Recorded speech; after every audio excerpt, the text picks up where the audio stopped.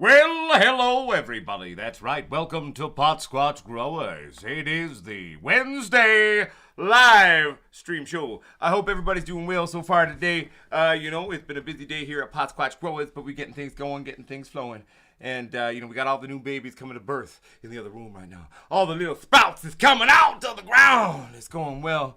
As we normally do, we like to say hi to everybody, so we're going to quickly fly to the top here, and we're going to say hi to everybody. All right. What's happening, Boston Buds? Good to see you. What's happening to... Ooh, it's moving fast.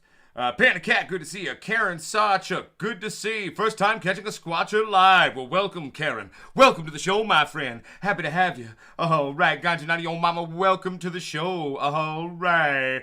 What's happening, Threshu? Good to see you. Yeet Skeet. Happy Dude Grows. Congratulations on that membership for 15 months, my friend. Thank you very much for the support. Much love. It helps us keep the lights on. All right. What's happening to Eddie Evans? How you doing, man? Welcome, Alvin Mace. Good to see you. All right. Jeremiah Sanchez in the hizzy. What's up? Timothy Tucker. Good to see you, my friend. All right. Red Claus is here. Jeremiah Sanchez. Oh, I said that, but well, hi again. All right.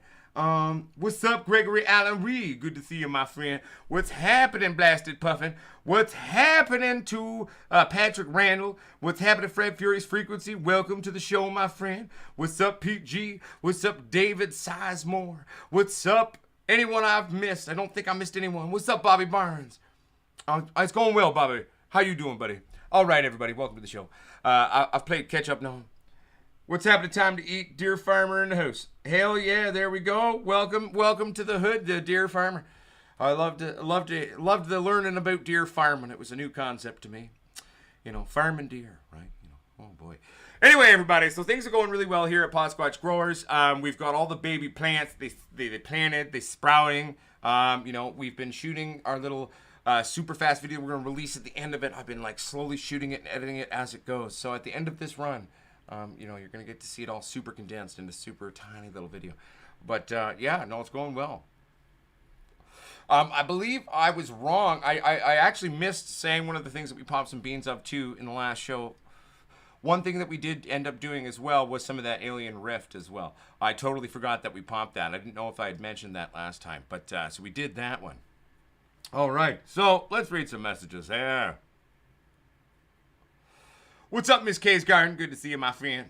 All right. What's up, Bubba Dank? Welcome to the show. What's up, Shit Show Grows? How you doing, my friend? All right. What's happening, Jimmy Jones? Roman Reckless, welcome to the show. Local Grow Guy, welcome to the show. Terrence Phillips, good to the show. Welcome to the show, my friend. All right. Someone named Ricky something. Welcome to the crew, Ricky. Welcome to the crew. All right. Bear with me here. I'm just trying to play catch up here and read. Yeah, whatever's in that, those are the ones that popped. We didn't have 100% germ on everything. Some things didn't germ everything, but I think we only had 5 or 6 beans that didn't germ. So those are the ones that popped there. So, but yes, there's a lot of cups there. This is correct.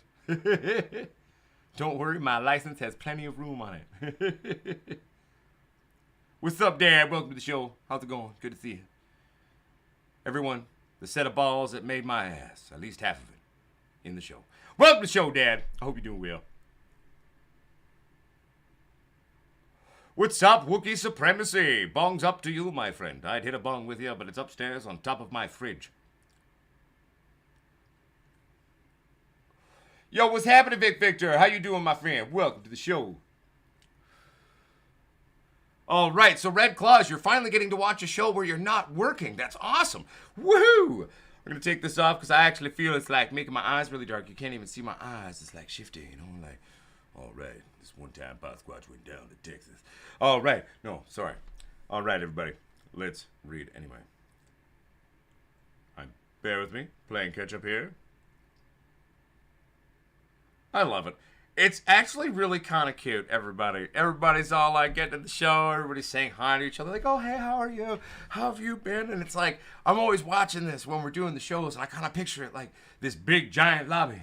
And everyone's coming to the lobby, and they're all oh, hi, what's up? Oh, hi, what's up? What's up? It's just this very sweet, cute little picture in my head, everybody. I love the friendships everybody makes in our community. It's very beautiful. I'm digging it.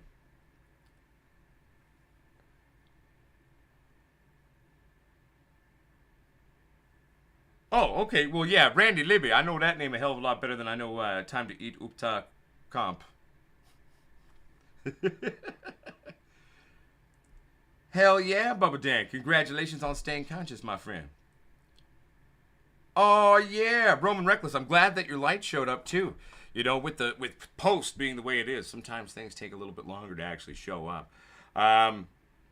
You know, and it was pretty fun for me. I was also just today going through some of the older genetics, and I've got some other genetics. So I've been starting to play with what are some of the ideas we could do of like crosses. What could we make some F1s on and then store them away for when we get the company and can afford to get the company going.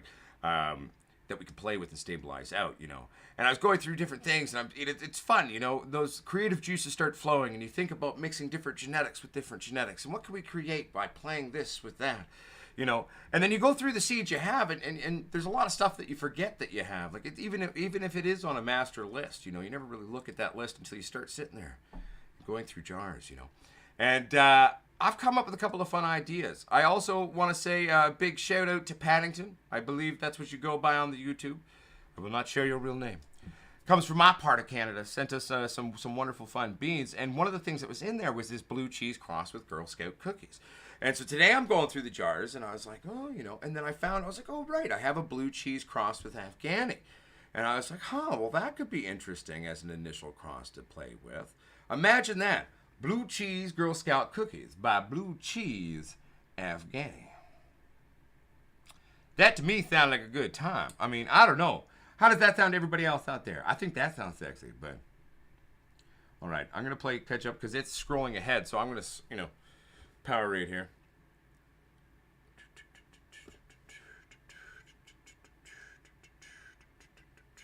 What's up, Jason Houlihan? Welcome to the show, my friend. What's happening, Einstein? Welcome to the show. Everybody, I'm just reading.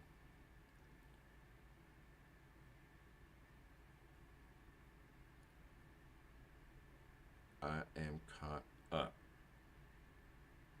All right, there we go. But yeah, so at the end of the day, you know, it's fun, you know, and that's part of one of the fun things of like sort of, you know, you start to conceptualize when you have, you know, all these different things you could play with and different building blocks. You know, I found another thing that I had in there, and I didn't even remember that it was in there, and it was an OG Kush crossed by Trainwreck, and I was like, wait a minute.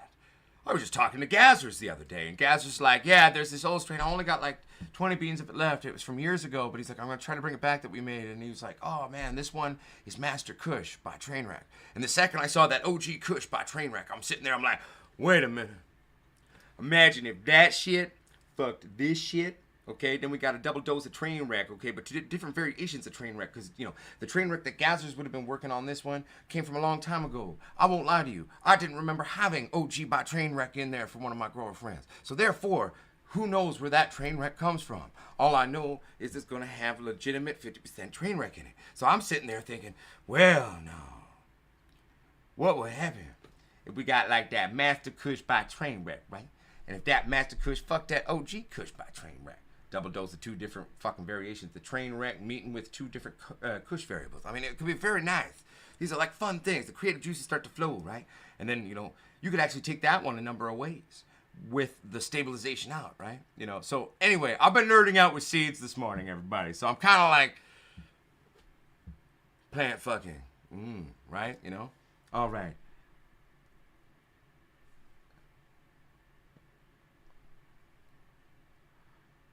Oh, I feel you. Well, see, also, too, you know, Red Claws. Like, I mean, the one thing is we've actually got that orange Hindu Kush going right now. I'm hoping for a nice, sexy male. Because if we get a nice, sexy male, that orange Hindu Kush, I've kind of got this weird plan where I'm just going to, like, pull out a bunch of random Kush things from my vault. Hope they go female. We're going to play some sexy music. We're going to get them in the mood to come out as ladies. And we're going to then lock them all in with this orange Hindu Kush male, you know.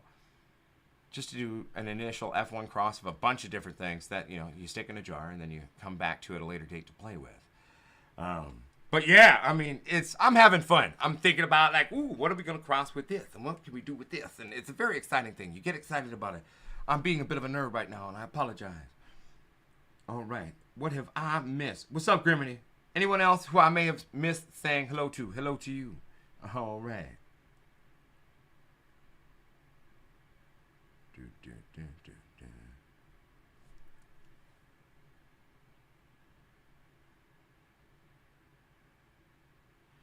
Well, Jason Houlihan, I mean, at the end of the day, the old school train wreck in and of itself is a very old school strain. I mean, a true old school train wreck is actually quite a stable strain. Train wreck was a classic, absolute classic. Um, you know, and when you get the chance to really smoke a true train wreck, that's like this old school proper train wreck. I mean, she's got solid buds, she's got some spice, she's got some funk, she's got still has that cerebral action going on in there, but at the same time, you're getting this kind of indica feel to your body through it. I mean, it's hitting you on multiple fronts, hence kind of probably maybe why the person who was coming up with the name back in the hood days, they're coming up with this strain, like, oh man, it made me feel funky here and here. Like, man, I feel like I'm a train wreck. I was a train and now I'm off the rail and I'm on my couch. I don't know. But like, man, like I love train wreck. And so I'm sitting here thinking, like, if we got these two already great sounding crosses between the two things, what if we were to make them fuck? Think about that. Double dose of two variations of train wreck coming in to those two worlds. I mean, it just sounds so beautiful to me. It's very exciting. Anyway, sorry. Again, I'm all stoned here and I'm like, oh man. I'm like almost imagining what the weed would be like. And I'm like, we could make it taste like that because that would be in there. And then we could find that. And then, it'd come out and taste like this and smell this way. It's part of loving your weed titties. You know what I mean? Like, 1 second here. That's right. It's going to be some plant dirty time. The plants are going to get down. We're going to find a good male at Orange Hindu Kush, hopefully. And just for making an F1 cross of something later to breed with and play with and stabilize out, do some F1s, right? So we'll just get any little random Kush thing I have in my weird little collections that I might want to work with, right? And just, obviously there's only so much room in the 1/10 that I'm going to be putting them into. So I got to select, you got to decide who is brave enough to take on the Orange Hindu Kush male. And it's too bad that we don't have the space to grow out a shit ton of them. I mean, we might get a couple of males out of the beans we've popped, so we'll have a kind of a small choice on the male. But the one good thing that has been told to us, from where they came from, is that they throw really consistent males. So that's a great thing. That's a rare attribute, in modern day cannabis too. Getting a good breeding male, that can be hard often, But anyway, 1 second. What's up, DOA? How you been, yo? Okay, I'm just making sure I didn't miss any messages. Bear with me, everybody. Well, it's like time to eat, man. Like, imagine it this way, though. They're two different train wrecks, though, right? So, I'm going to assume that they both come from the generalized train wreck family. It's hard to say what these sources in terms of their attributes actually are. We will know what comes out. Because at the end of the day, you got to remember, especially with these older strains, they've been around for such a long time that in a weird way, sometimes with these older strains, you'll come into these weird pockets of they're all very much still the same genetic, but they've been living in these limited pools and circulating in these communities of growers in different parts of the world, right? And so just by the sheer adherence of time and working with them, and if they are producing seed further on, right? These things have kind of become their own weird new age versions of themselves. And then it's kind of like, distant cousins that came out looking a lot alike, but are still different at the same time. Then they can come back and meet, right? And that's one of the cool things sometimes that you can really run into, especially working with these older genetics and getting them from legitimate sources where you know what it is. You know it's going to be real. So you're like, oh, shit, man, this one been over there fucking around over in New Zealand, right? This been over there for a long time. This one going back for the people that your friends over there, right? And then you got this train wreck that it's been living around here in BC, walking through the mountains, hanging out with God knows who over the decades. And now we're going to make them fuck because anyway, it's just very exciting, And this is, in a sense, growing weed is one of my favorite things, one of the things I'm most passionate about. But plant fucking, I'm even more passionate about, When you get to kind of create these two different melding worlds of genetics. Or sometimes, like I said, they're the same world that then deviated. It's like Star Trek. The Vulcans and the Romulans originally were one race. And then they went off in their own tangents, Yeah, I'm not a nerd at all. But I don't know. It's exciting. I mean, it's one of those things, Anyway, I'll shut the fuck up. I'm sorry, everybody. I'm just all getting excited about playing fucking. Okay, I will read. Feel free to ask questions, everybody. I mean, I'm just sitting here all giddy and shit.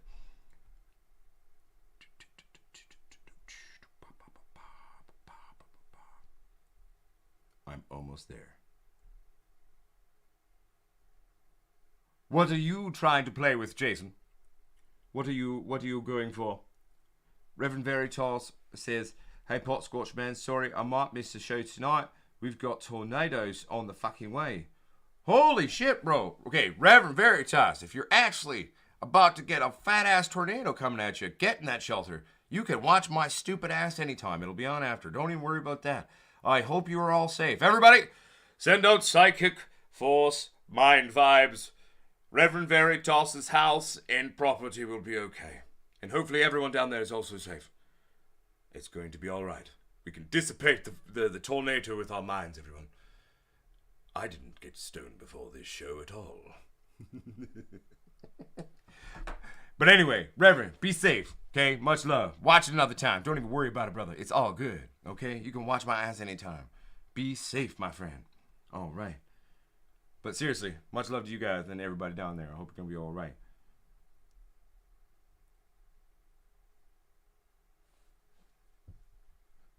Bear with me, everyone. I'm reading. What's up, everybody, by the way? Oh, Pilgor, welcome to the show. Good to see you, bud. All right, all right. Sorry, everyone. I'm reading, and then I'll regurgitate after I, read things.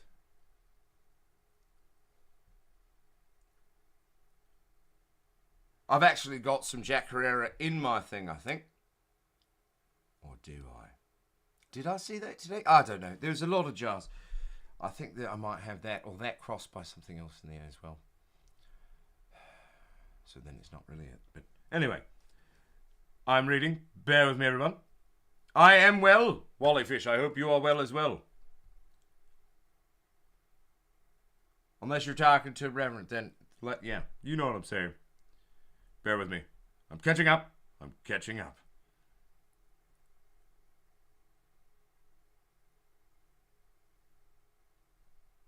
Fuck it. There we go. Caught up, everybody. Yeah, no, I just want to say, yeah, it's been astonishing. We are getting it on the news about all the crazy tornado action that's been happening down in the States. So my heart goes out to all those people, man, dealing with that. I did a lot of loss of life in that tornado, yo. Giant ass. I saw pictures on the news. So my heart goes out to Kentucky, man. And my best thoughts to all of you. Holy shit. Everybody, psychically dissipate all tornadoes. Just we can get rid of them. Everybody, take a fat hit. We'll just, link together. We got this. We can do it. Not actually, probably. But we could try.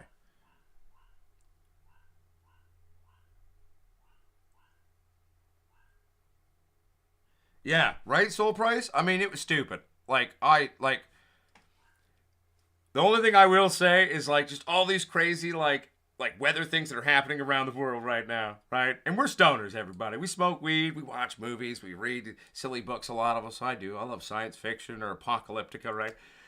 And I'm sitting here in the last couple of months just, we got flooded the fuck out, our highways got boom and mudslides and mountains, blah, blah, blah, blah, blah, cut off from the world, right? And then, then the east coast of Canada gets hit, then the west coast gets hit again, and now we've got this crazy tornado action, the likes of which has never been seen, ripping through, the states. And then you go around the world and there's some crazy natural disasters happening right now on a regular basis. And you're sitting there smoking a joint. And you're just bro, this really feels like the start of one of the movies I watch on Saturday mornings when I'm sitting there stoned and watching the Space Channel. The Space Channel doesn't exist anymore, but it used to be a thing here in Canada. And it's crazy, you know what I'm saying? Whoa. What's happening here?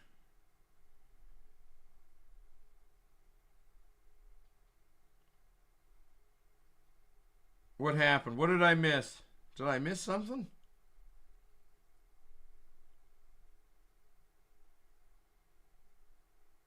Sorry, everybody. I'm just reading. Bunch of stuff was happening quickly on this.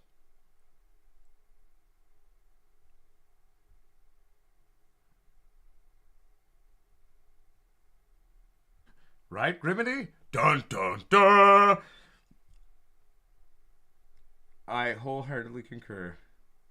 Dude, yes! The La Palma Volcano, everyone! Let's talk about that. And also, by the way, thank you very much, Reverend Veritas. I really very much appreciate it, my friend. Am I saying it right? The La Palma Volcano. Dude, has anyone checked that out? Fucker's been going off for like, what, 80 or 90 days now? Have you seen the pictures? If you check the pictures out of the towns around it, there's just these mountains of soot on everything. You know, you're sitting there having your morning drink, watching this, and you're like, holy crap. The world's going to pot, no intended. And yeah, so exactly, Grimity. It's like a lot of people sitting here, like, Grimity's joke is like, oh my God, maybe the scientists were right. Right? Yeah, exactly. Jesus Christ. And it's so true, though. Like, everything's changing, man. It's weird. Like, Pilgor, did you guys normally get snow in Arizona? I mean, I don't know a lot about technically the weather patterns of Arizona, to be fair. I know it gets hot as shit in the summer. Right? But, do you guys normally get snow? Is that a thing? Because I saw your picture on the Instagram there, and there was snow. And I was like, is that typical for Arizona at this time of the year? I don't know.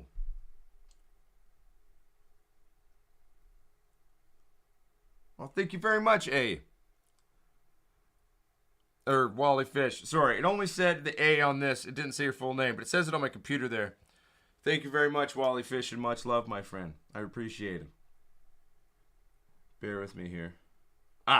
Thank you, Pilgor. It just tripped me out, Pilgor. Because all these things are disappearing. I'm like, whoa, what's happening? Computer! Nothing. Oh, gotta fix that computer.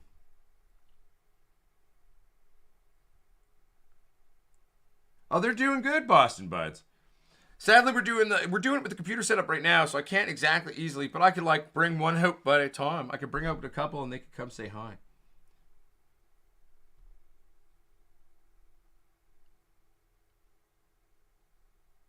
Oh, and that's bloody true, Grimity. The fact of the matter is, you know, people in the world be astonished what would happen if we actually had a kind of a change in terms of how we did things, right? Or like, if like, let's say one day, all the super rich people fucking woke up and they're like, wait a minute. Imagine what we could do if we all put a little bit of money together and actually just tried to fucking fuck around with some shit. There's more than enough crap on this planet for us all to live a great quality of life. There's like, it's just, we'd have to shift how we do things. But it's like, the human race isn't held back by our abilities of what we can technically do. We're currently held back by our system or the way we perceive said system in terms of wealth. So it's like, yeah, we'll get there one day, you know. I have faith. Right, Jason Houlihan? The guy's doing the tests on it and scooping the lava. I saw those videos too. What a job that would be, my God.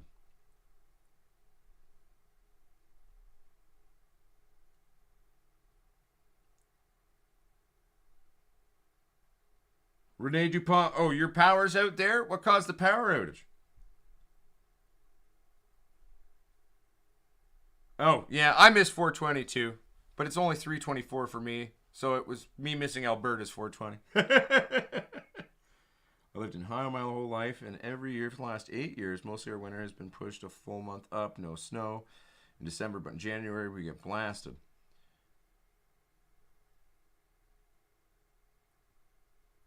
Exactly, Wally Fish. Bear with me, everybody. I'm just catching up. Yeah, I know, right, Westby? You caught me. It was funny because I said like, "Oh, happy 420." And I looked up. Wait a minute, it's 324. Right, Alberta's an hour ahead of us.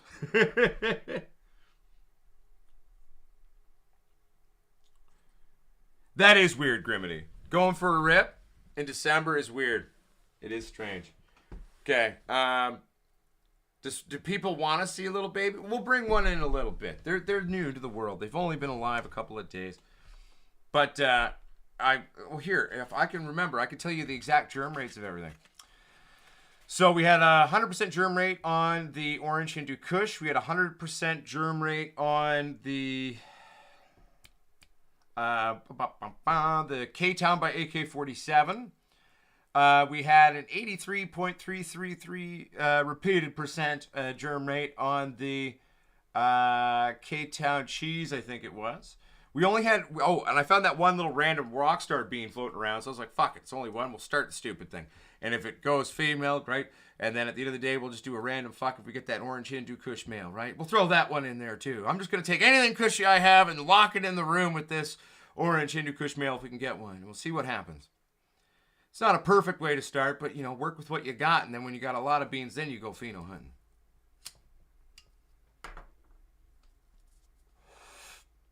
But yeah, no, they're going well. Oh wait, I didn't tell you the germ rate on everything else. The K-Town Kush, we only got a 40% germ rate, but that's the luck of the draw. It's a giant bag of the seeds that we have on hand on those, so it's like sometimes you might pull all the sexy ones, and sometimes a couple come out and they're just, you know, fuck you. They basically tell you to go fuck yourself, but that's okay. Overall, I think we only had 5 or 6 beans out of all the beans not popped, so that was pretty good. I was pretty happy with that overall. So.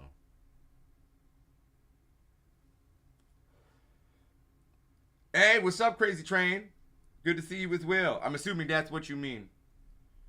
Hey, it is technically 83.333 repeated. I mean, that's the technical percentage.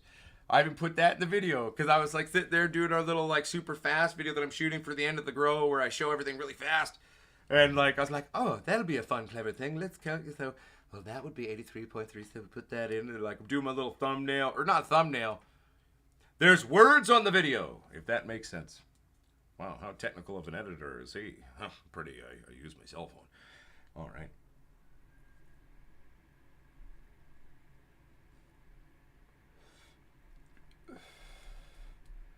Now, did I remember everything? The Alien Rift, that was an 80% germ rate on the Alien Rift, so 4 out of 5. No. And I'm getting it wrong.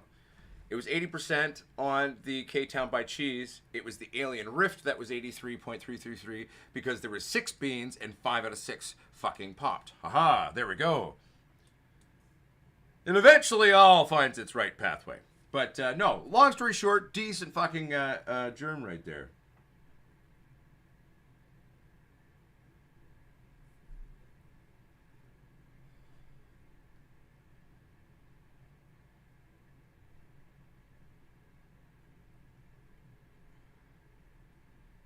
Okay, I'm almost caught up here. So everybody be nice.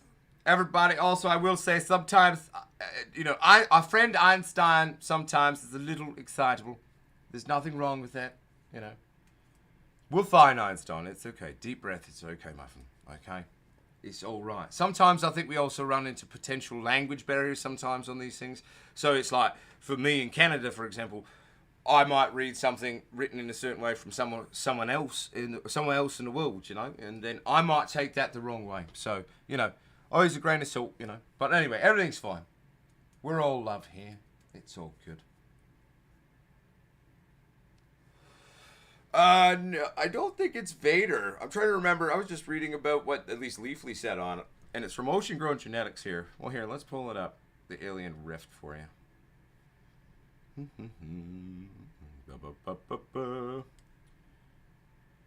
Overall, I quite like Leafly. They're not always right about what they say, but it's a generally a good resource in general. Again, grain of salt, because, you know, it's a Canadian website, so I have to prove that I'm an adult by saying I'm an adult. Okay, 1 second here. We're almost there, everybody. I'm just literally plugging it in on the phone. All right, so according to the Leafly, okay, everybody, this is the Leafly breakdown on it. Bred by ocean-grown seeds, Alien Rift crosses Alien Abduction, the Alien Dog Ethercat, and Alien OG. And it was specifically back-crossed for better hash production. Alien Rift is certain to please the senses with a tart scent of lemon and spice, and buds dense with trichromes. With that much extra, and then it's just this weird inflammatory stuff that doesn't mean shit. But anyway, long story short, I'm looking forward to playing with it. I mean, you know, I'm looking forward to seeing it. You know, nothing wrong with a little lemon and a little spice in it, right? So. Oh, see, I thought you meant like a strain called Vader, not a person called Vader. So that's where I was confused, my friend. Anyway, let's pull back to the show. There we go. And now it's easier. Yeah, so Roman, you know, hey, cool. I thought you meant a strain named Vader. I'm but a simple Canadian living out in the woods, my friends.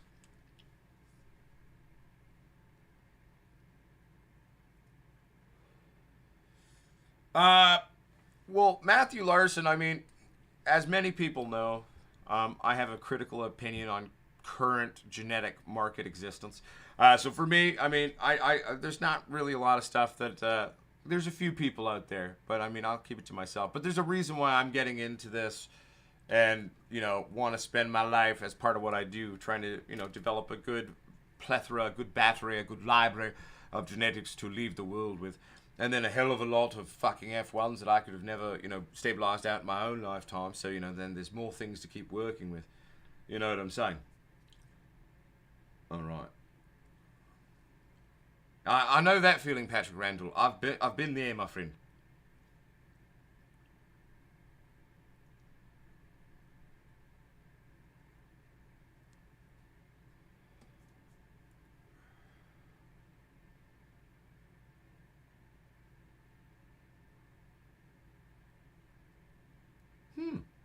Sorry, everyone. I'm sitting here being intrigued by this. So, Roman's like, actually, no. Because, we'll recap for fun. I mean, I'm assuming you can all read this on the screen here. Wait, if I do this right here. Yes, that's where it is on the screen. Oh, dyslexia. All right. So, really, that's its weird pseudonym for the wreck world and its Khalifa Kush. Interesting. Very interesting, Roman. I like it. But anyway, what were we talking about before now? Plants. Oh, shit. Okay, so, time to eat. I store them in glass jars in the dark in my little safe, which I affectionately call a vault, but Pilgor likes to make fun of it and says, that's not a vault. And I'm like, I'm working on it, Pilgor. Anyway, that's how I store it. You can store them in the freezer if you want or in cooler temperatures, but as long as you keep a lower median temperature, and the main thing is, store it at a median lower temperature, and I don't mean like, you don't have to go to like 2 or 3 degrees. You can store seeds in glass in the dark. As long as your median temperature, you try to keep that as sort of steady as you can. That's one of the biggest variables of keeping those seeds happy. So they don't necessarily need to be deep frozen or anything for storage. You don't necessarily have to do that. I don't. But that median temperature, though, that's a big thing. 100% on that. Oh, right. And the thing that I was going to talk about. Well, so my friends, tomorrow at about, I believe it'll be about 2 p.m. or so. I'll be on the Cannabis Lifestyle television channel thing. They've invited me to come on for the end of this thing. So they're doing, I think it's like a 5-hour event tomorrow they're doing to raise money for a children's foundation, which I can't remember the name of currently off the top of my head. But hey, it's a good cause. For those of you who, checked it out, Mrs. Potsquatch did her 24-hour Yucathon to raise money for Innocence Lost Foundation working with kids over in Sierra Leone. So it's like, I'm always down to fucking, show up for an event that's like helping the kids and shit. That's fucking awesome. So I'll be joining the show or available at roughly 2 p.m., I guess. They've told me to show up at 2 p.m. So, yeah. So anyway, long story short, I'll be doing that tomorrow. And that's at 2 p.m. And then also, the following next week, Tuesday, which would be the 21st, I believe. 21st. And I think it'll be at... I wrote it down. One second, everybody. I got it written down on my little dry erase board. I don't have blackboards in here anymore. One second here. There we go. It is... That's the one tomorrow. And it'll be 1:30 p.m. my time, I do believe. It'll be 1:30 p.m. my time. And we're going to be doing a show with Photosyntech on the YouTube there. I think, to my understanding, they have this thing that they do, like get to know the grower or something like that they do. So they've asked me to come on, and they're like, would you like to do that? I was like, hell yeah, that'd be fun. Sure, why not? Yeah, so that'll be next week, Tuesday. So the 21st at 1:30 my time. And then tomorrow's show on CLTV, I will be on the show at roughly 2 p.m. So check it out if you want to. It'll be a great time.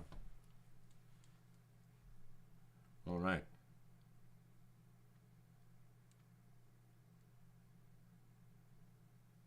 Oh, I've fallen behind here now.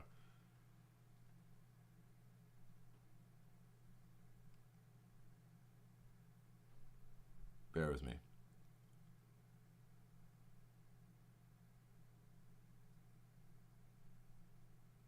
Bear with me.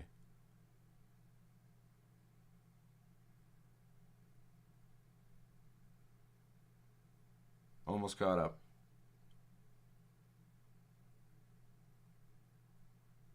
What's up, Unknown?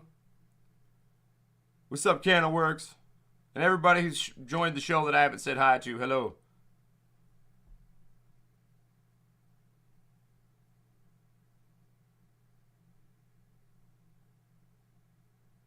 Okay, I'm caught up, and there's like this secondary, yeah.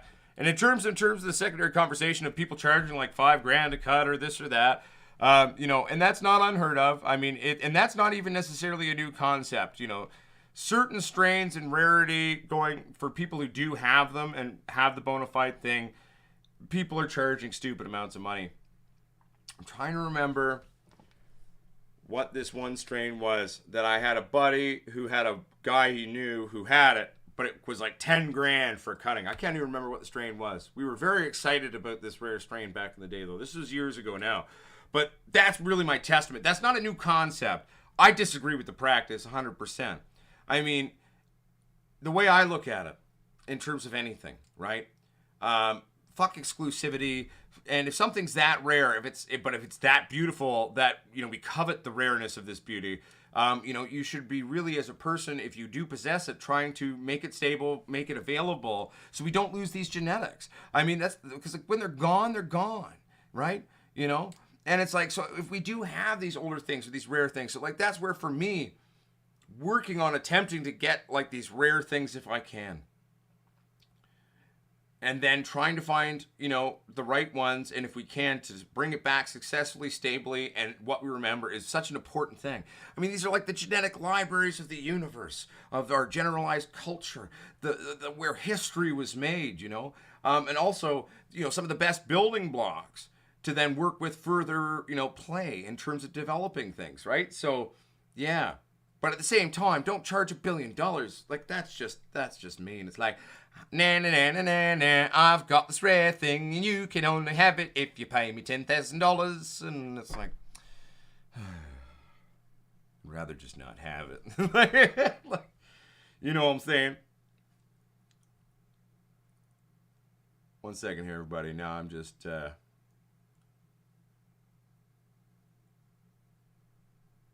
reading. I mean, Griminy, in general, I have definitely played around with the idea for running for local office. I've been announcing around town I'm going to run for mayor. I'm back and forth on it. Part of me is like, I'll just join the city council and be the loudest asshole in city council. I don't know. That might work better.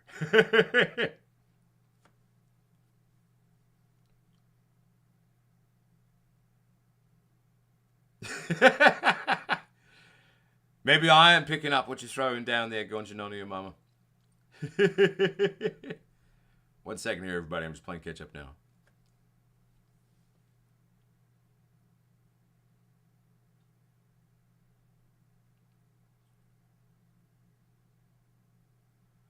Well, yeah.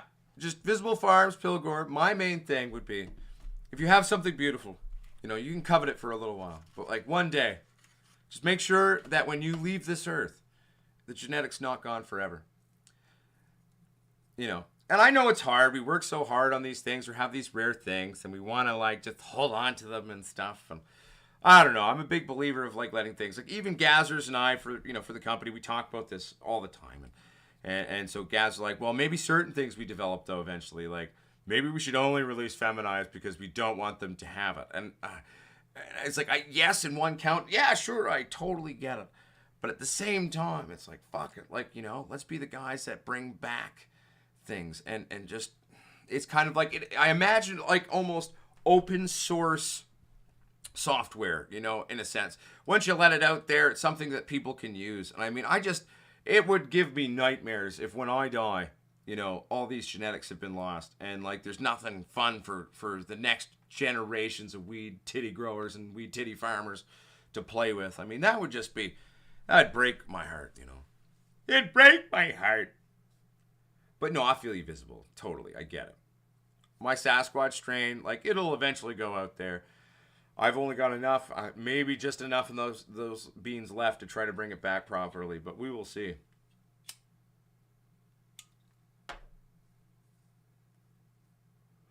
I totally will feel you on that, Cannabis Culture Australia. A lot of the weed strains that are modern age strains, I don't feel an over attachment to. It's all this older stuff that I grew up with and stuff, and even stuff older than I am that I'm just aware of, right? Or I've tried when I've, hung out with older growers and stuff, and that's kind of where I'm at trying to look for it, you know what I'm saying? Oop. Bear with me, everybody. My phone glitched out, and I'm trying to read things.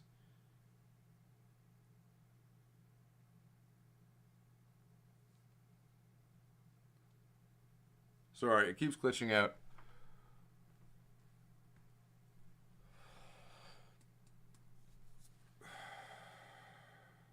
Bear with me, everybody. I'm just trying to get my phone's YouTube app to work properly again. I'll be back momentarily reading. Because it's on the computer too, but there was a deleted comment. I'm trying to see what it is.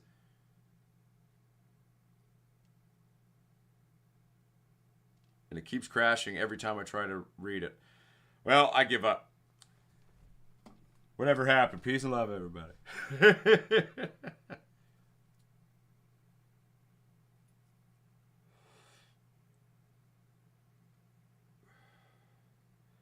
Yeah, I was gonna say what happened. What was said, Greg? Are you accidentally clicking buttons, or is there something happening? I can't read the messages because it's not letting me. It keeps crashing every time I try to do it.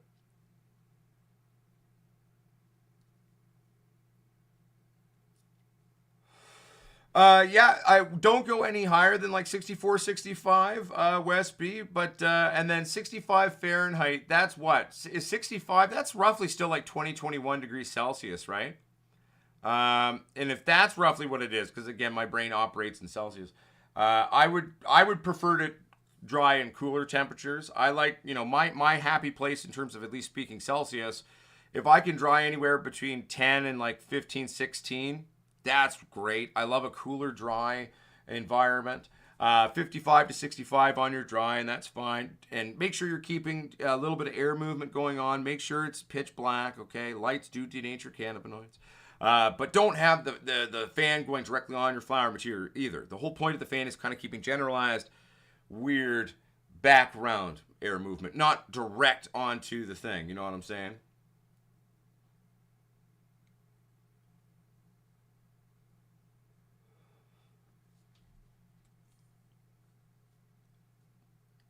Yeah, me too, Ganjanati, your mama. It is very weird. Okay, so it's not the only one. So it's kicking me out too, everybody. I didn't think it was bad either because I remember reading Cannabis Culture's messages, and I didn't see anything that was like, oh no, you bad boy, Huck. You bad boy, Huck. No, it was nothing like that. So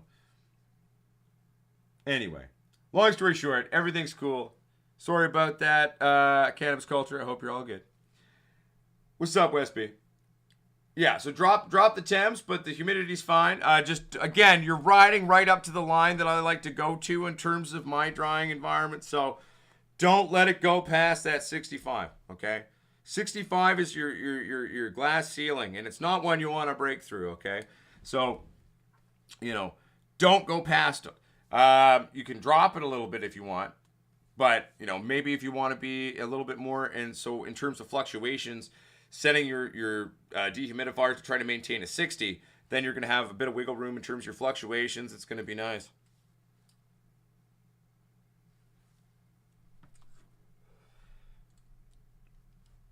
Yeah, Greg, it's okay. That happens to me too. I on my cell phone when I'm doing things, I accidentally press a lot of buttons. See, Cannabis Culture Australia, it wasn't even intentional. It was an accident. It was an accident, buddy. It's us trying to press buttons. Damn you tiny motherfucking buttons. You son of a bitch. Oh, man, you should have seen some of the stuff I've accidentally done on my phone. It's been bad. Oh, no, yeah, Soul Price, we're talking about a drying environment. The environment to dry our cannabis weed titties in.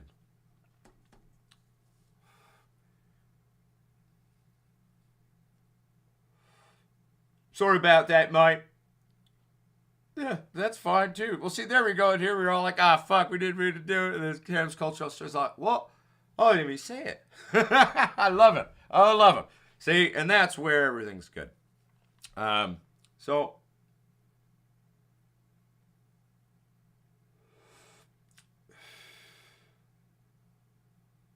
yeah, right?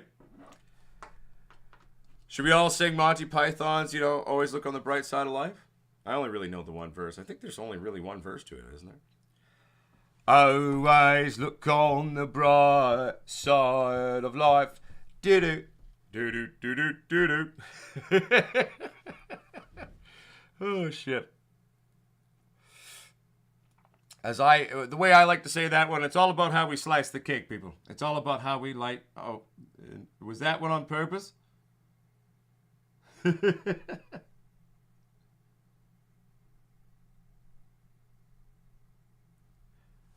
But is the snow normal in Arizona, Pilgor? That's my question. Bag rig. Got to pay attention to those buttons, man. Yeah, it's not your fault. We understand. Okay.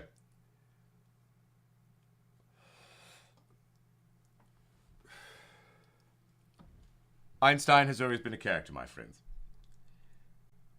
Oh, in northern Arizona, it's normal. Okay, cool. Because when I saw that post on your Instagram, I was like, I didn't think they got much snow down there. Because you think Arizona, you think hot, you think desert, you think, yeah. Okay, shit. Well, there you go. Learn something every day. You've even got ski resorts. Well, there we go.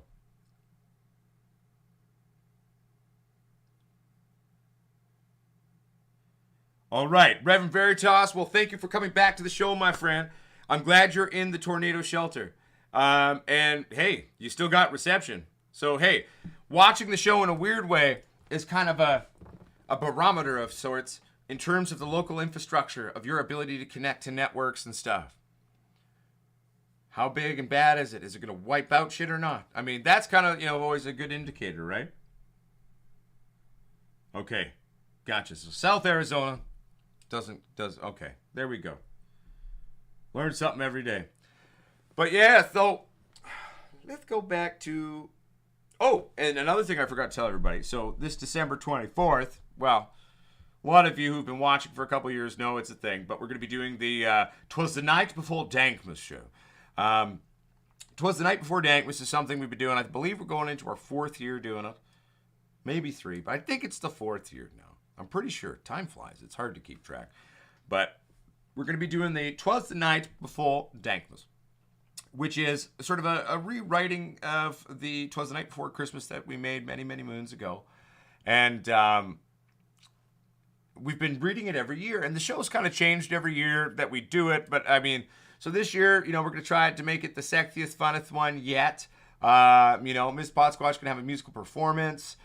She's going to sing some music, some Christmas parody music. Some of them are quite dirty, as I've been told. So, prepare yourselves. Might be a little shocking, and then, obviously there will eventually be the reading of 'Twas the Night Before Dankmas. I'm trying to think of something else I could do in the show that would be also a performance art piece that could go along with it. So, maybe I'll open the show up, then we get music, and then we get the, the reading of 'Twas the Night Before Dankmas or something. But I'm still playing around with it in my head, but it's going to be good. We are going to be shooting also at least one Christmas cookie episode where we're going to make... Donnie recently got her grandmother Dorothy's butter cookie recipe. Dorothy was a hard-working woman, but more of a conservative woman, I think. And so this will probably be the first time that anyone has blended pot into her old school recipe. She's long since passed. And so we're going to be, you know, Grandma Dorothy with Uncle Potsquatch putting weed in Grandma Dorothy's cookies. But we'll make them like little Christmas cookies, and it'll be fun. So we'll do a video like that for everybody to check out. And, yeah. One second here. I'm just making sure I haven't missed anything.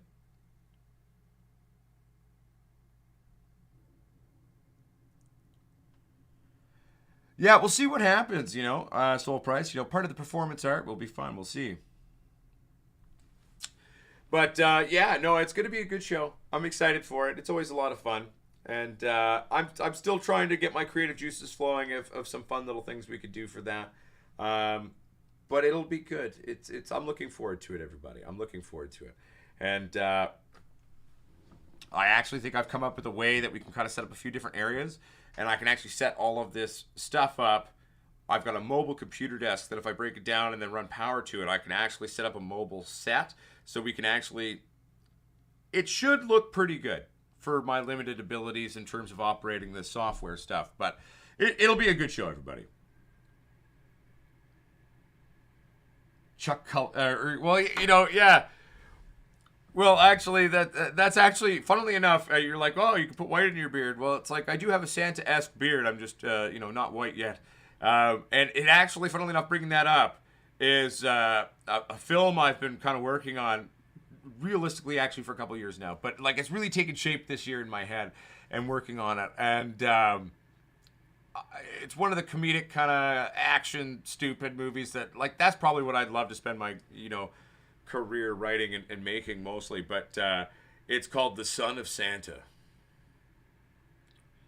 or Santa's Son, something like that, you know. But it's about the son of Santa Claus. I'm not going to tell you too much because, you know, you're going to have to wait to watch the movie, but it's going to be good. Obviously, I will play the son of Santa.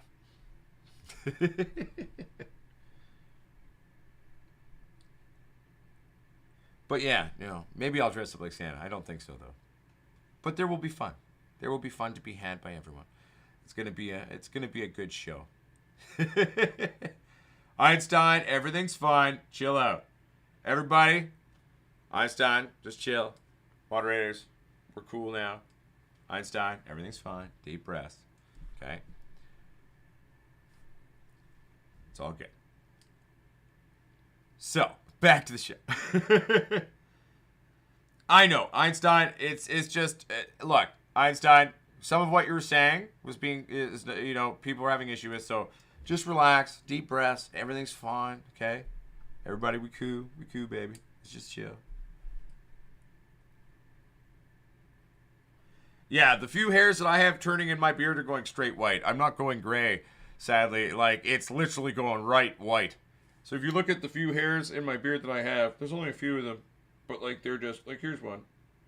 And it's just straight up old man white hair. Right there. One of my few hairs of wisdom, everybody.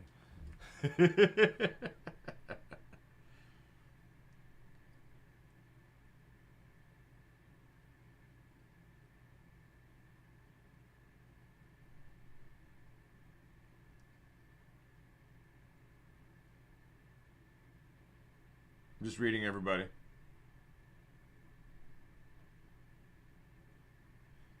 Hell yeah, Greg. No, I feel you. I mean, I would diet for a movie if I had to. Hell, there may become a movie one day where I actually have to shave the beard off. I think a lot of you would be shocked to see that there's actually a person under here. And my face isn't horrible. It's surprisingly not bad. It's actually, there's surprisingly a person under there.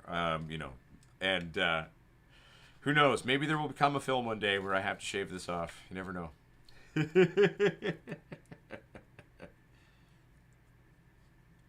Okay, cool. Everything's all good, Einstein. Everything's chill, baby.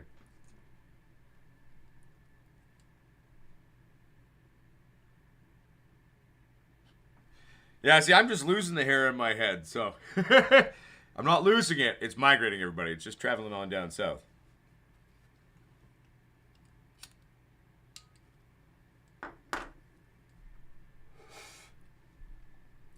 Good times, everybody. Good times. But, so yeah, long story short, the new plants are looking good. West B, there's nothing wrong with the white look or the salt and pepper look, everybody. Nobody get upset about that. Mrs. Potsquatch has a big gray streak in the front of her hair. It's so perfectly shaped that most people think she dyes it that way. It's natural. Her hair went gray that way when she was like 20 or 21. It happens. Don't worry about it, everybody.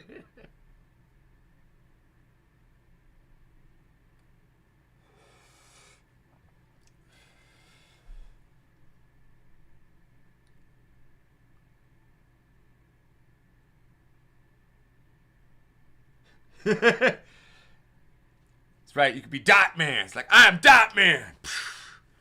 Bodies are funny like that. My one buddy, who's an actor, like he has like these perfect white streaks through his beard. It's all perfectly shaped. So the sides are perfectly white while this middle part is just jet black still. It's pretty crazy. It's funny what the human body does.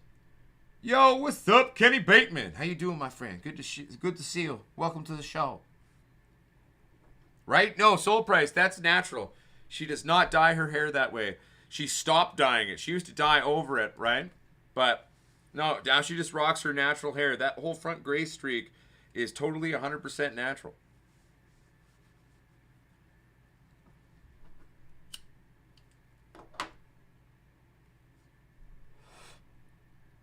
What's up, big homie? I'm doing well. How you doing?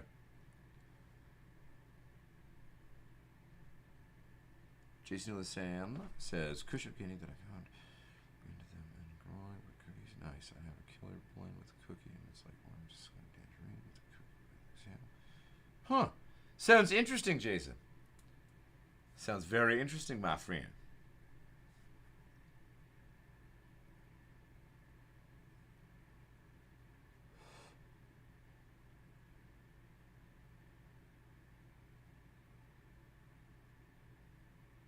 Yeah, no, it's pretty crazy, actually. Well, here, I can show you a picture, everybody, if you're curious to see what I look like without a beard. I think I've done this before in the show. I'm sure I have. I have slightly more hair in these pictures, but these pictures are only like 2 years ago or so. So it's not like they're old pictures. I just got to find where they are. There's got to be an easier way to do this. Bear with me, everybody. Trying to find where these pictures may be.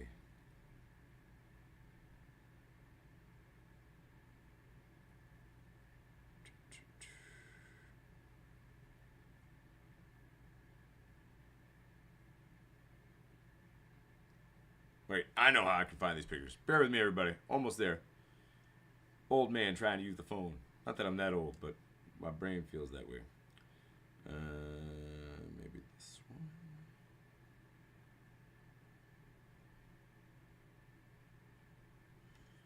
Okay, so I have more hair in the front of my head, but I've only really lost the front of my head a lot in the last couple of years. I know, it's scary, right? It's scary, isn't it? Texas Squatch, I'm in a show. My goodness. Always calling during the show, Texas Squatch.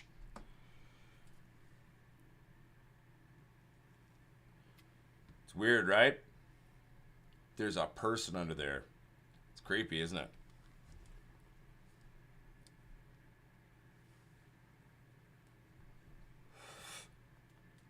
No, I think I'd look older now. Like, that same face would be under there, but I don't have any hair on my head anymore, like in the front and shit, so I don't think I would quite look that way. There's no hair now on the top anyway, but that's still like what my face looks like, though.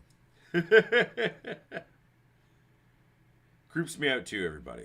Creeps me out too. Oop.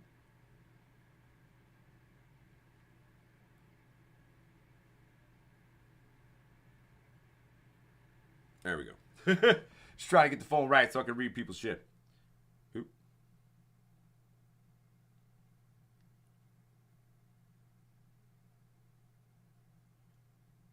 No, Soul Price. That was just taken before I grew the beard out again. I've had a beard most of my life, but there have been times in my life where I don't rock the beard. Oh, Eugene Dolan, like, I mean, especially without my beard, it's like I'm the man of 1,000 faces. Like, a few subtle changes, and I look totally different. It was so funny, actually. This was a couple years ago, but like I was flying back to go back and visit family members in Ontario. So my mom's in the airport waiting to pick me up. So I walk out and I walk right up to my mom. I'm like, "Hey, how's it going?" She looks all scared. I'm like, "What the fuck?" And I was like, "What are you doing, Mom?" And she's like, "Oh my God, Joshua!" She didn't recognize me. She didn't know I was her kid. So I, razzed her the whole trip. I was like, "And you call yourself a mother?" Anyway, it's pretty funny. Man of 1,000 faces, everybody. And I got 1,001 voices to go with them.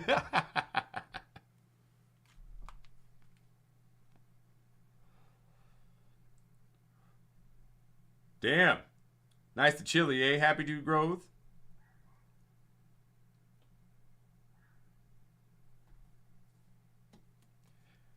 But yeah, so again, I'm just going to reiterate a few things. One, check out I'll be on CLTV roughly 2 p.m. ish my time tomorrow to help them finish off their fundraiser show for the kids foundation that they're supporting, which I can't remember the name of. So check that out. Next week on next Tuesday, which is the 21st of December at 1:30 p.m. my time. We're gonna be on the Photosyntech channel and the Get to Know the Grower episode that they do. So we're gonna be hanging out and saying hello to everyone, and it's gonna be a great time. And so come check that out if you'd like. And then obviously 'Twas the Night Before Dankmas. I know we just talked about that 2 seconds ago, but we'll bring it back up again. These are things you have to look forward to on the channel. Plus, we got the babies going, so the grow will be back up and running fairly soon. I'm going to release little midget videos showing kind of the development of from the seed on, right? We'll have some fun with it. Plus we're shooting the long-term video to show the whole thing at the end quickly, so it'll be good.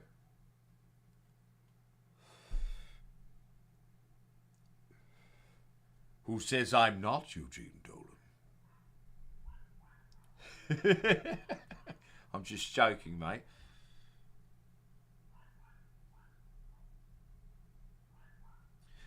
Sadly, no. Soul Price, like a lot of people see my videos like, man, how many fucking split personalities does this guy have? The scary thing is there's actually only one. All those weird things come from one mind. That's the freaky thing, really. No, definitely don't have a split personality. I have good days and bad days. I can be happy, I can be angry, but no, just the one head in here, really. It just likes doing voices. What's up, Brandon Dosty? How you doing, my friend?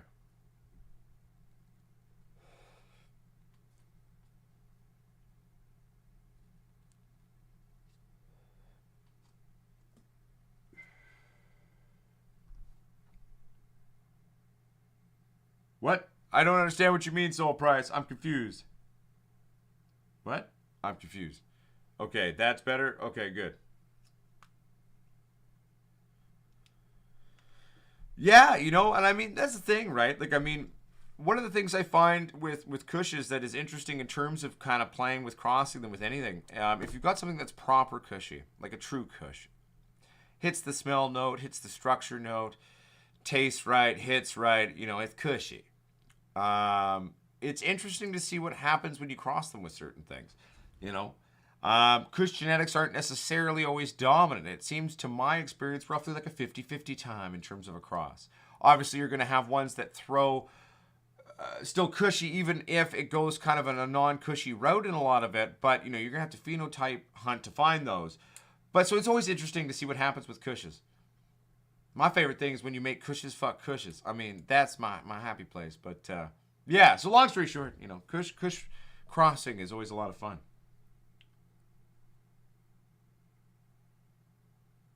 Saw the video of me in a thong. Oh yeah, the Titanic thing? Yeah, that was fun. We actually want to make more of those skits. It's just my wife works a lot, so it's like we can't shoot all. We've already got the next one planned. It's going to be Dirty Dancing. But yeah, the Titanic sketch, I personally found it quite funny. I'm not going to lie to you. I found that one quite enjoyable. I don't make things to make people laugh. I'll make things that I find funny. And it's just wonderful when people can enjoy it as well.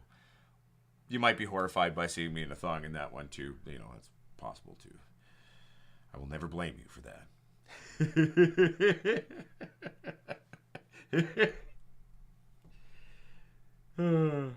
Yeah, no, I know. It was a lot of pot squash, right, Cannabis? A lot of people weren't expecting that. And that was part of the shock value of the funny of it, though, right? I enjoyed that one. For those of you who haven't seen it, I think I've got a link to it posted on the community page of this channel if you scroll down. I don't post on there a lot, so it shouldn't be that hard to find.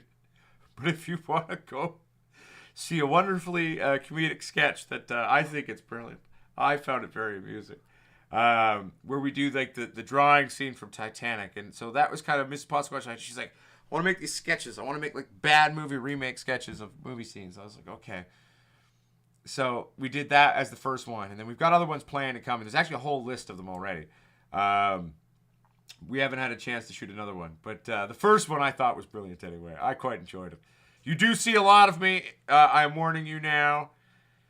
You get to see me in a fucking man song. And but if you can get past that, it is quite funny in my humble 2 cents.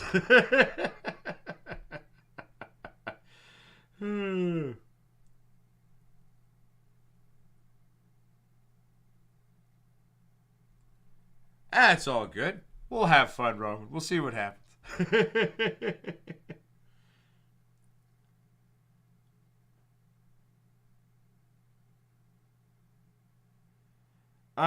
Einstein, don't worry about it. I don't think it's happened recently. Let's just let it go and move on, okay? It's all good. It's all good, Einstein. Everyone's cool in terms of this. We're good. I wish this cam was mobile. We could just go show you the little babies.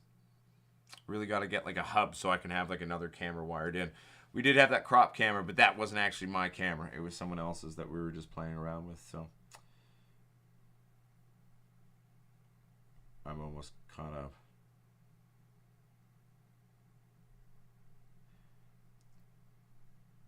I know, Einstein, it was probably just a miscommunication and people took things differently than things were intended. And don't worry about it, Einstein. I'm sure everything's fine.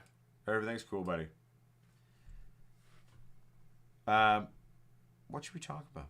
Does anyone have any questions? I'm just pleasantly stoned and enjoying hanging out with all of you. Who wants to talk about what?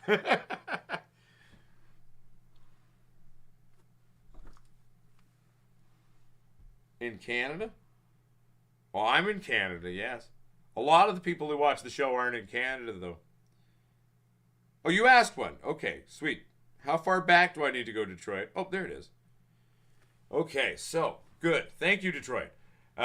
Growing in Happy Frog. Haven't had to add any synthetics. Okay, starting week 5 of flowers. Starting to get a fade on a couple. Should I be able to make it all the way without any juice? I mean, well, Detroit Shrooms, I mean, at 5 weeks to see a natural fade setting in is not crazy at all. What is the strain, Detroit? Is it a hybrid? Are we talking more of an indica reality, a cushy reality, or a sat thing? I mean, if it's a long-running sat you're running, I mean, okay, we shouldn't be having a fade necessarily yet. So my question to you is, what is it that we're playing with in terms of that for the question?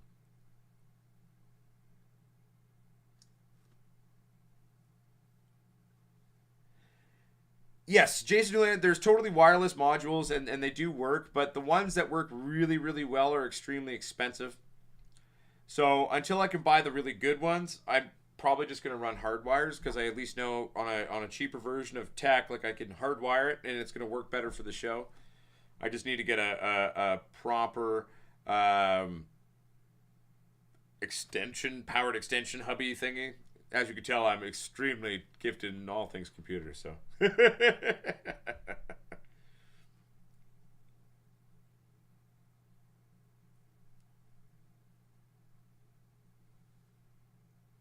Sosa Garden 702. Do I worry or stress out about vapor pressure deficit? No, not really. I mean, in terms of the way the rest of the internet does, no. I mean, I'm very conscious to where I like my relative humidities to be. So, no, I'm not someone who goes off the deep end in terms of that. Mario UFO. Hi, guys. Hi, Mr. at Potsquatch. How often do you have to use CalMag and do you really need it for LEDs? I mean, Mario UFO, I mean, I am always someone who uses a lot of calcium magnesium, especially, in veg, obviously, because we're building our plant, it's vegging out. I personally use CalMag the entire way through flower. I know some guys are like, oh no, the second I go into flower, I cut my CalMag. I don't. I very much still keep on my CalMag train throughout flower. So at the end of the day, there's a lot of different styles. There's no necessarily right or wrong to people's approach to it, because that's part of what being a grower is, and having our own kind of approaches to things. Because all these different subtle variations on how we're approaching it will have subtle nuance differences in our finished product.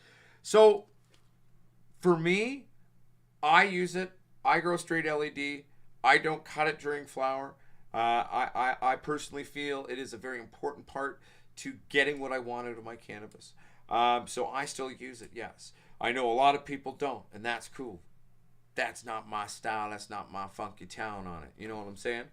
So, no, and at the same time, if you want my humble 2 cents, then yes. Yes, you still need it, But so, I hope that makes sense.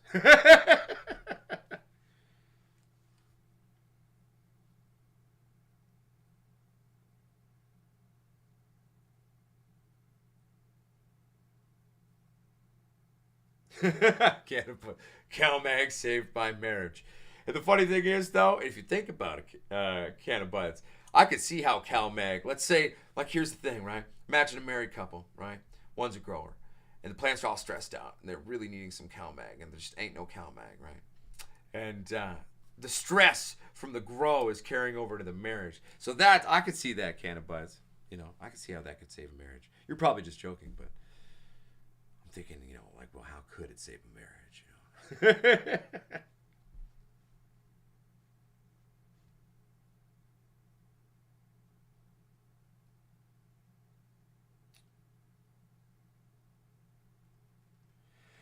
So happy grower. I mean, so basically on my rosin press, when I'm pressing rosin for flower, I'm rocking about 85 degrees Fahrenheit on that. Is it Fahrenheit that I'm rocking?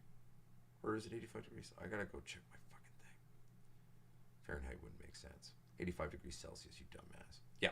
I'm pressing at 85 degrees Celsius.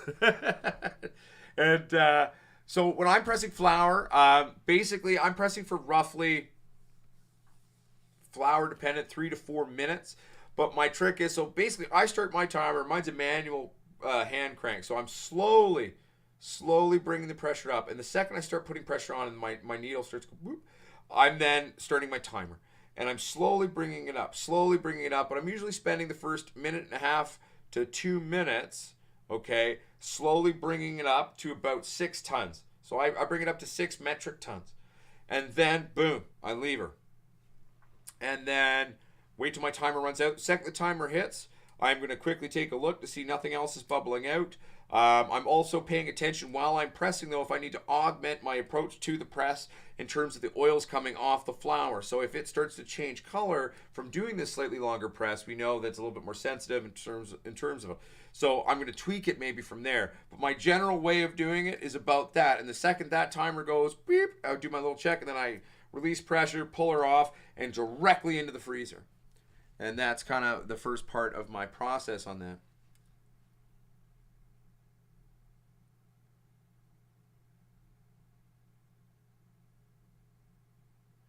But see, Happy Dude Grows, I mean, I produce very, very dense nugs. I don't use supplementary CO2, and I fucking hit with CalMag the whole fucking time. So, I mean, that's your opinion. I don't personally feel that way. But, I mean, at the same time, we could have been experiencing different genetics, too, who have different temperaments.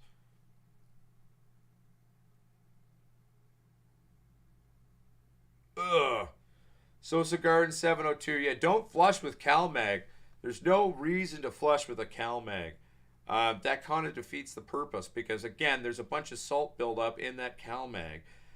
So reintroducing more salts when we're trying to flush salts, that's just silly. So yeah, no. And remember too, at the end of our thing when we're flushing, if we're going with bottled synthetic nutrients, right?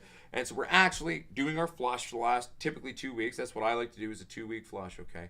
Remember, there's a hell of a lot of nutrition stored in those fan leaves. That natural fade is part of the plant finishing up. It's taking up this stored nutrition within itself and using that to finish itself, right? So we don't need to feel the need, you don't need to feel the need, that's redundant, but to keep adding in feed or worried about that because the plant has natural stores, okay? And that's what part of that fading is. They start off to do photosynthesis and then they also become secondary nutrient storage later in life in terms of our fans that we have on these plants. So I mean, at the end of the day, don't freak out about not having those feed for the flushing period. When you're flushing, flush with fucking water. If you want to use a flushing agent, great. Don't do it every single day. Maybe hit it once a week with the flushing agent, then water flush the rest of it, in my humble 2 cents, right? But you flush, flush, flush. We're just trying to remove salt. We don't need to worry about any CalMag for those last little bits of time. The plant's got plenty of shit it can use within its stored, body to do what it needs to do.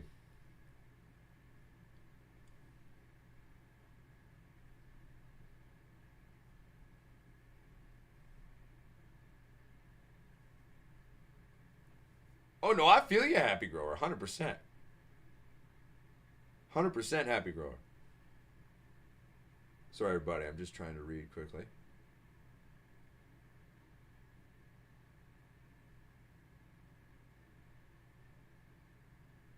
Catching up.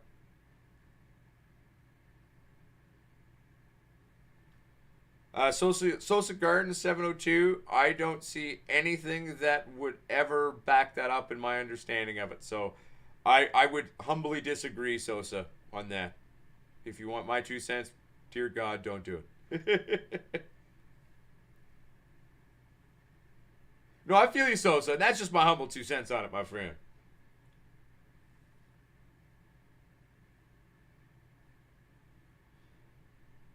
Right? Well, hey, Detroit. Now, these were photo periods that you were growing there, my friend?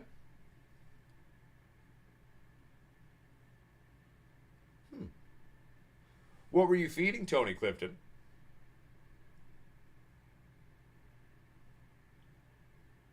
No, I have not. Happy Dude Grows. If you're talking about a bottled product that's advertised like that, no, I haven't done that. Einstein, I wouldn't get a title fight because I'm not even in the professional circuit, technically, right?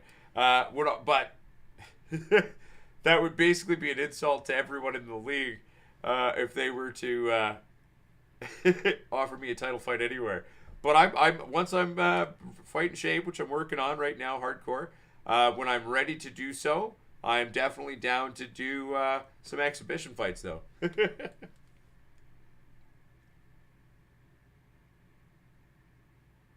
Oh no, I feel you, Sosa Garden 702, and I dig it. It's a good question. It's actually probably one of the first times anyone's ever brought that up, if not the first time someone's brought that up. So good question, my friend. Can of cocoa and newts. What was the strain, Tony?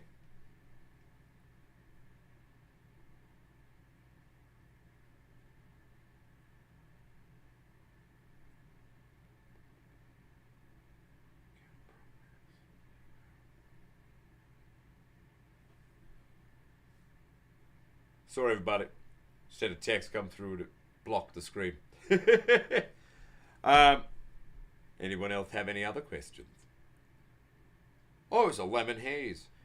And then, yeah, so, okay, so my experience with a lot of the hazes is they're not heavy feeders ever.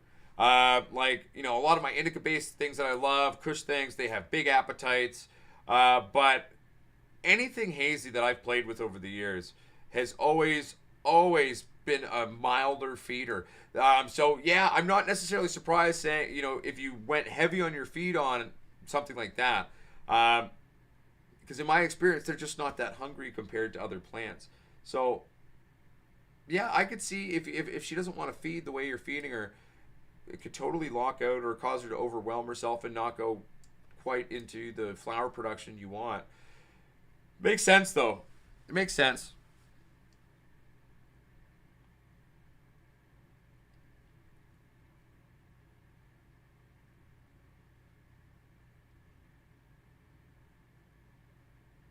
Hey, back at you. Time to eat. I hope you have a wonderful, wonderful night, my friend.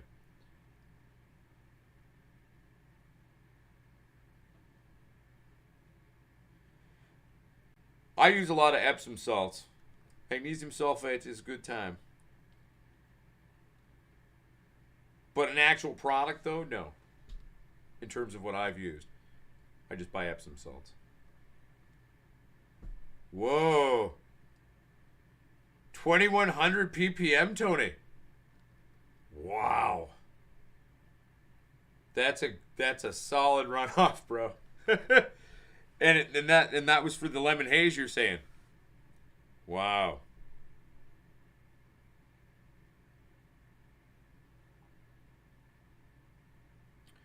Well, Crazy Train, typically when I'm making edibles, like a lot of the time when I'm actually making edibles, I prefer not to use actual flour. I'll make either oils, rosins, hashes. That typically I'll prefer to use that in making any form of edible, whether it's a baked good, to making candies, to making anything like that. So I would typically go from a dosage of where, like on a rosin, I know I'm at least hitting, roughly 80-85% THC more than likely on that. So that's a safe place to kind of start. You do your math on it, do your best, and I mean, it's always going to be a rough, basic approximation unless you're like distinctly testing everything you're using down to the actual point and actually measuring it out. You're never going to have like an exact, but you can get pretty damn close though, in terms of a rough parameter on there. But typically though, just for when I'm doing edibles though, like I'm not normally using a bunch of flour, let's say. I'm using, oils, rosins, etc. To play with it. I mean, I've played with distillates when I got my hands on some different distillates for some different buddies who have the machine. I always find that distillate feels like there's something missing. It's taken out way too much of what I love in terms of the smoke, and then even the high itself and how it feels in my body, right? So I like to make kind of more of a full spectrum traditional hash oil or hashish in general or rosins, I find that works best.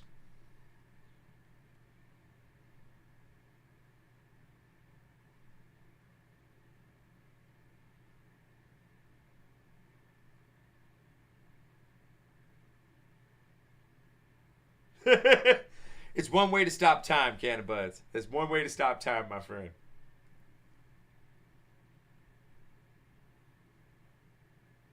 Damn, that's also very high sold price. That's a tenth, my friend. You skin up away, my friend, says the A. So Crazy Train. Again, so traditional hash oil is, yes, by many called Rick Simpson oil now. I call it hash oil typically. Like, I will reference it as Chris Simpson oil because everybody does now. The one thing I need to go over is Chris Simpson, or Rick Simpson, did not invent this at all, okay? The man found an application, which is, hey, hats off to you. Amazing job. Good job, Rick Simpson. But at the end of the day, we got to remember, all Rick Simpson oil is traditional hash oil. It's been made for thousands of years in some form of basic thing from not just cannabis, but a bunch of things. It's not a new thing. It was an application that was discovered by the man. That's why many people colloquially will call it Rick Simpson oil. Okay, but yes, when I'm saying that, or I'm traditional hash oil, I mean what you would call a Rick Simpson oil. Yes.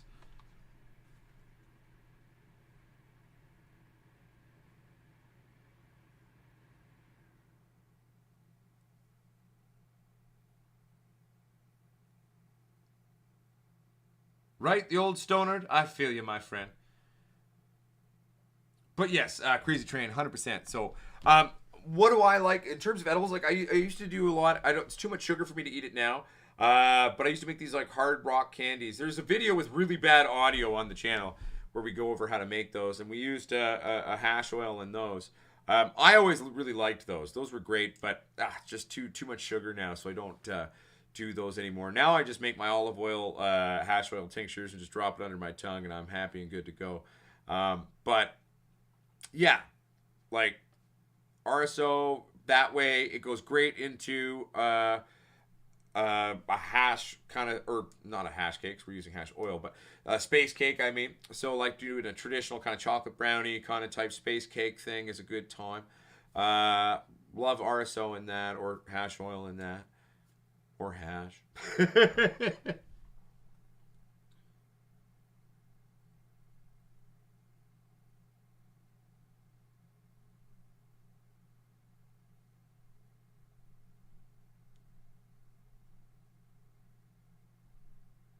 Good times, happy grower. I'm just reading everybody.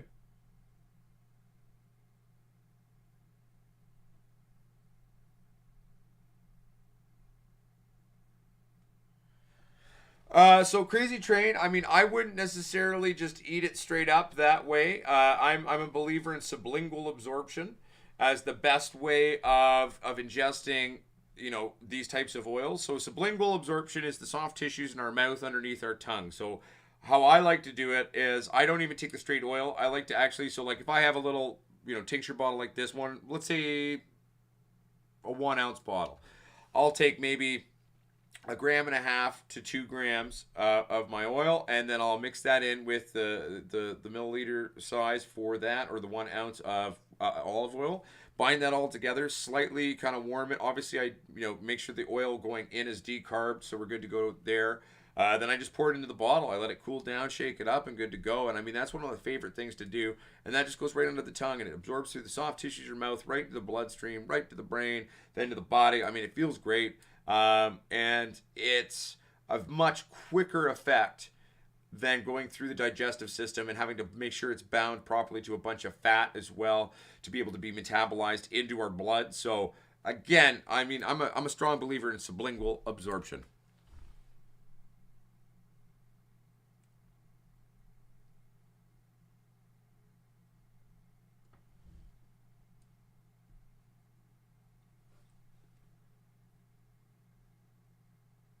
Oh no, I feel you, this old stoner. Yeah, so coconut oil, great product. I mean, I like, I love making my butter brownies. Those are great. Probably one of my favorite edibles in actuality, if I'm going to bake something, is definitely like a chocolate brownie or an old school space cake kind of a style thing. I've just been making those since I was a kid, so that's what I've always really liked doing. Um, but yeah, coconut oil is good too. I just don't eat enough of it necessarily to do an infusion that way. I mean, our CBD tincture that we have, and the new website will be out soon, so it'll actually all be available for everybody. But that's an MCT oil, which is a refined coconut oil with a broad spectrum CBD distillate in there. So that one's nice, and that's an under the tongue sublingual absorption as well. Yeah, so Crazy Train for pain relief and also functionality for sleep, etc. The tincture that I make, the olive oil with just traditional hash oil in it, it's got to be one of the greatest, most effective uses of anything out there for me personally in terms of just quickly getting my medicine into my body, because I'm a pain patient myself. I live in a continuous migraine that's not a migraine. They don't know what it is, but so basically that's my way to go. I mean, if you're eating it in like a baked good or in a dish or food that way, it's got to go through the whole system before it hits you. There's quite a long time where you're going to get quite immediate effect from doing that sublingual absorption, right? And again, sometimes depending on how strong you make it, just a little drop or two under the tongue, and, and it absorbs all in. You're good to go. That's the way I like to do it. Another thing, if you've got a lot of body pain, you can even make your own sort of massage creams and stuff with RSO or traditional hash oil. Mrs. Potsquatch made one recently. What'd she put in it? It was a bunch of RSO or hash oil into beeswax. And what else? She put a bunch of other stuff in there. I can't remember the exact recipe, but she kind of made this muscle pain cream. And so it actually is quite effective. Like if you were having a sore back, sore shoulders, you massage some of this crap into your body, and then boom, out of nowhere, you're feeling 1,000 times better. It is quite effective, and also too make you feel funky, like it absorbs through your skin, so afterwards you're just like, you're not high or anything, but your body feel funky, like it's like, yeah. And that all depends on how strong you make it too. So soul price, and in terms of like, I can only speak to my personal experience with it. So I know what you mean by sometimes, if you smoke weed or hit weed, it can provoke anxiety. And I feel a lot of sativas do that to me when I smoke them, right? But through this oral dissolved tincture, sublingual absorption, it seems to eliminate basically any factor of anxiety that I would get from smoking. So that's why I've become such a big fan of eating a lot of pot, or AKA just making tinctures a lot of the time and dropping it under my tongue, because it's just such an effective way of doing it for me personally. And it does seem to me to not ever have any of this anxiety connected to it that sometimes can be triggered by smoking either sats or smoking too much, or we all know how it is. Sometimes you smoke some weed, get all like, oh no, like, right? So that is kind of totally removed from it, it seems, at least for me personally, when I do the sublingual absorption. So that's one thing to bear in mind too, you know what I'm saying?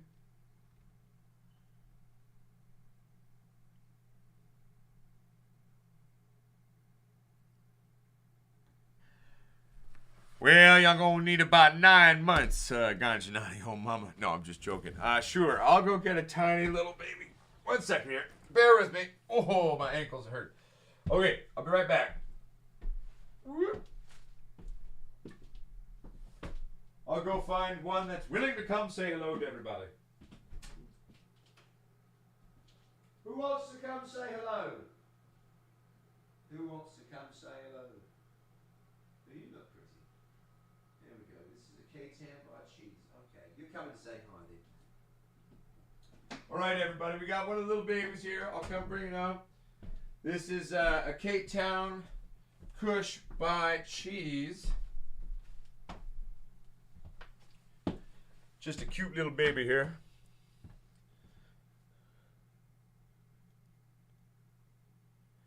Cute little Cape Town by cheese. There we go. Got her in her little solo cup. Hello, everybody. I'm gonna be a really big weed plant soon, and it's gonna be super good time, and we're gonna be hard cheesy, but then cushy, and I'm gonna grow some big ass my fucking weed titties. I tell you, I'm gonna grow some big ass weed titties. All right, that's great. There we go. There's a whole lot more in there, but I'm not going to do that round. You got to meet one. 1 second, everybody. I'm just going to go put this back under the light.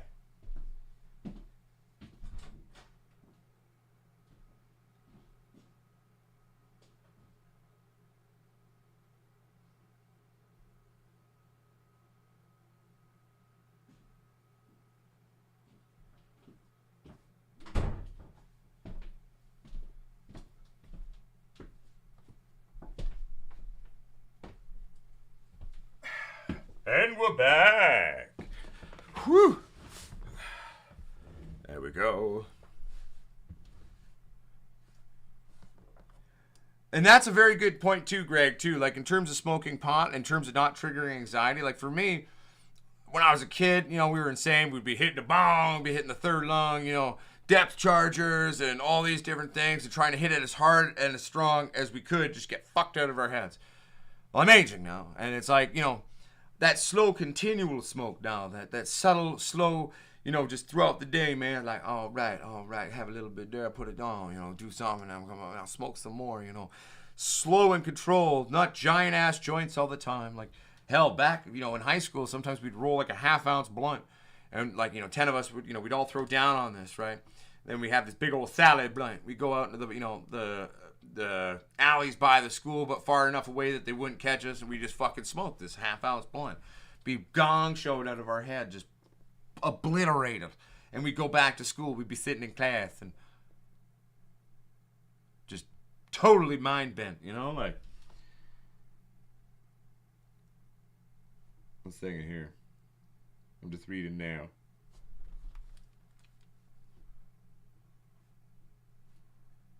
Actually, no. Soul Price. That one wasn't the hormone monster voice. That's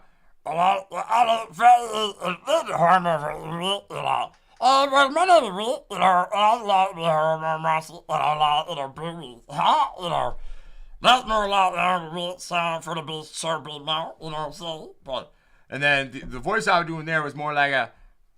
Oh, now I gotta switch. Give me a second. Hello, everybody. There's a similar sound to it, but it's not quite the same. It's not quite. My throat's a little dry. I need a little water. It's a little bit easier to do those higher voices, but yeah.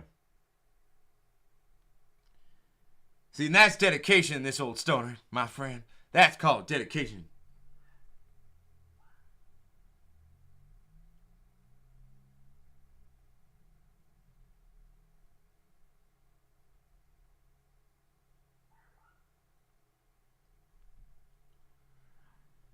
You want to? Okay, you want me to? It's similar to a golem, but a golem though would be more like. Well, I guess let's start in a schmiegel. I haven't done this one in a long time either. Dry throat does not help. Okay. Histosits. Histosits for the fat ones. Yours. Early pieces. Raw. This is like raw and wriggling. I haven't done that one in a while. I gotta practice that one a little bit.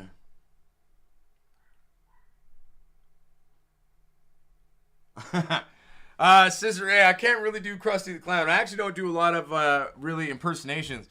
The fact that the Rick Hormone Monster and my character voice basically are almost identical, I don't know. I've been doing that voice for years before I even saw the show, and it was just really weird. The first time I saw an episode of that show, and then, Rick comes on, and he starts talking. I'm like, hey, what the hell? You do my voice, man. and then, Miss Potsquatch sitting there, and I was like, and then she's like, oh my God. She's like, that's fucking weird. I was like, Man, who the fuck was sitting there outside of a bar hearing me do this for the carpet my ass for the TV show? anyway, but long story short, you gotta have fun somehow. Oh man. Okay, I've caught up there. But yeah, voices are fun, Voiceover is one of the things I do every once in a blue moon when I get the chance to, but it's a very hard market to break out into, and it's like you think it's hard being an actor. It's even more close knit in the voiceover world, right? So it's a little bit harder to break out with that one, but eventually, we'll get there. Scissor A, why would Bud be excessively sticky?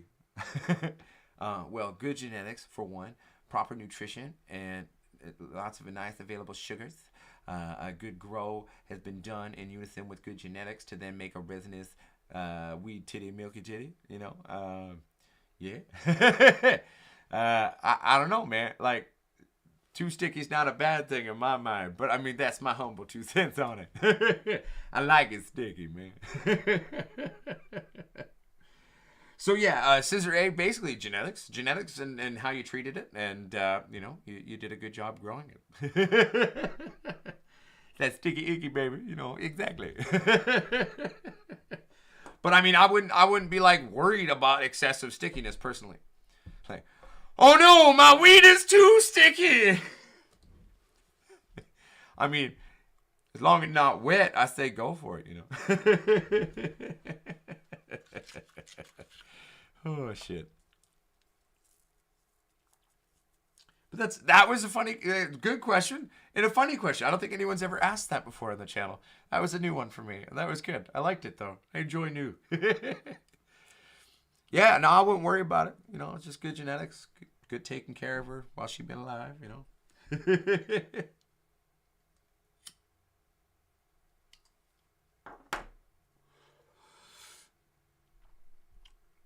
Crazy Train, in terms of making a traditional hash oil, okay, so if you can get an isopropyl alcohol that does not have added bitterants, it is safe to use, okay? Much of the iso that would be found in your traditional pharmacy, okay, has added bitterants in it. What are those for? Well, they're toxic things to try to make it so you will not try to drink it. So, but if you can get an isopropyl alcohol without added bitterants, right? So I go buy my, non-bitter and ISO 5-gallon drums. I go to the grocery store to get it, and I go, yo, boys, I need a drum of isopropyl alcohol today. And they're all like, all right, here you go, man. And so basically, if there's no added bitterants, you can wash with that. You can also wash with grain alcohol or a moonshine if you have access to it. One of the shitty things is that's not actually legal here in Canada, sadly. Grain alcohol, it's at least 90% alcohol. I can't get that shit. They might sell it in Quebec, but Quebec's very far away. And that's not legal in the province, technically, in which I live in. So, for example, eventually I'd love to get a still and make my own moonshine and use that. But, that one of the dreams that eventually one of these days I'll get around to building the stupid thing. But, one step at a time. We might have to wait for the farm on that one.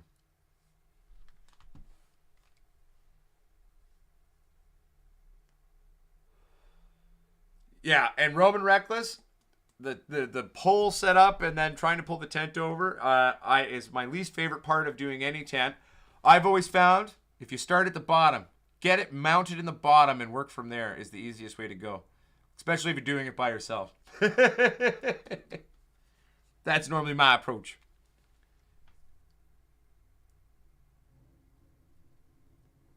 See, you're lucky, Crazy Train. I don't have a still, man. I got friends who make moonshine, but it's like I only see them once in a blue moon. And when moonshine gets made, it's like a very coveted thing. It's like, it's hard to get a lot of it. And so, what you do get, you drink because that's for you. I had some friends for a while like that had this grassoline, marijuana moonshine. It was great. If I had a steady supply of that, I would love using that to create my hash oil. But sadly, that's not a thing.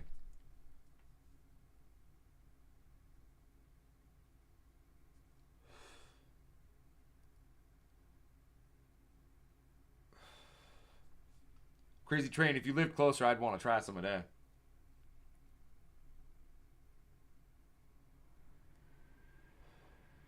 Right, and so Scissor 8, that's actually that's like the Irish moonshine, right? Like Newfies, they make their own thing, which is a moonshine that they temper in rum barrels, and they call it Screech. You buy it at the store, it's only like 40 or 50%, but like real Screech is a hell of a lot stronger than that. But that's again not technically legal, so.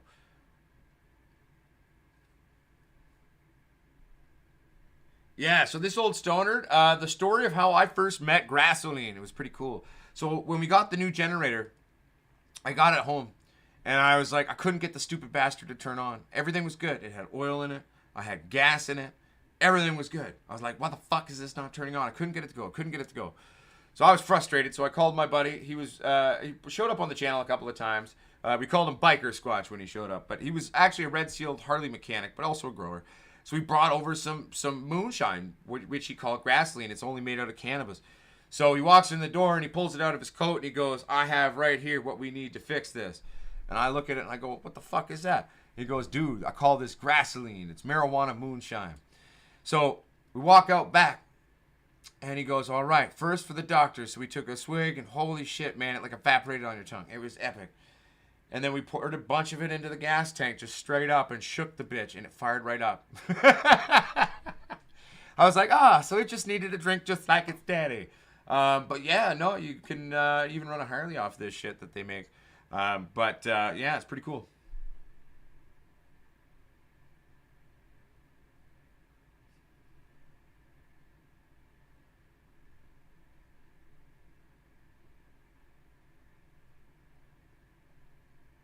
Just reading everybody.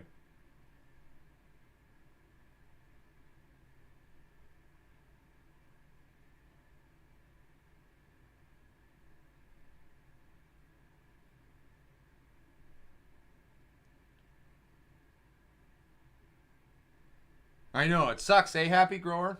Damn government getting in the way of our fun.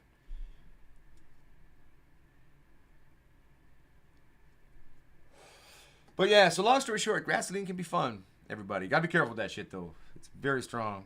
And you can't drink it too often or else you will burn away the lining of your stomach eventually. So you gotta be super careful with it. Like, it's not something, you go, shine drunk is very much a thing, everybody. So, if you ever make some Grassoline, be very careful. Be very, very, very careful.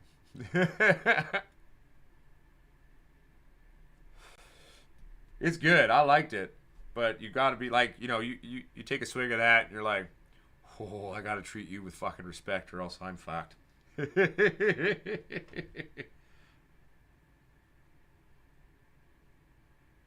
Well, I feel you, Crazy Train. There's a couple of guys out here who make this kind of I would describe it like an apple pie kind of a shine that they make. It's got all like the cinnamon in it and blah, blah, blah, and the apple taste, and it's nice. Fucking, it's strong too. Like, it tastes like it's dessert, but then it kicks you in the head and you're like, whoa, that's one aggressive pie.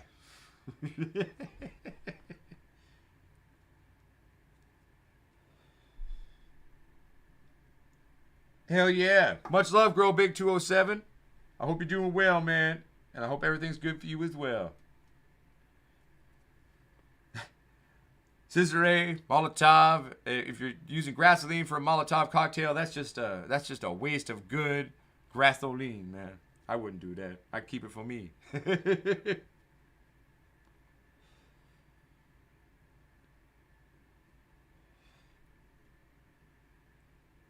What's up, Carmike the Stoke? How you doing, my friend?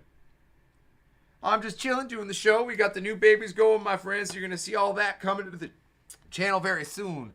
And I will be on Cannabis Lifestyle Television around roughly 2 p.m. my time tomorrow. So if you want to check that out. And next Tuesday, we're going to be on Photosyntech at 1:30 p.m. my time as well.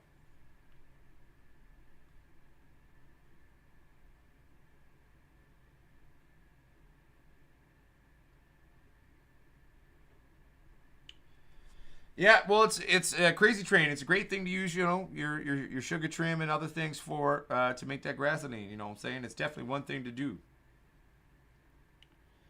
Me too, you know, Blasted Puffin, because I mean, I've had them for a long time. I've shared them with a bunch of people who I've seen grow them out, but I haven't actually got a chance to play with the Alien Rift yet. So I'm also quite excited to play with the Alien Rift. It's going to be good.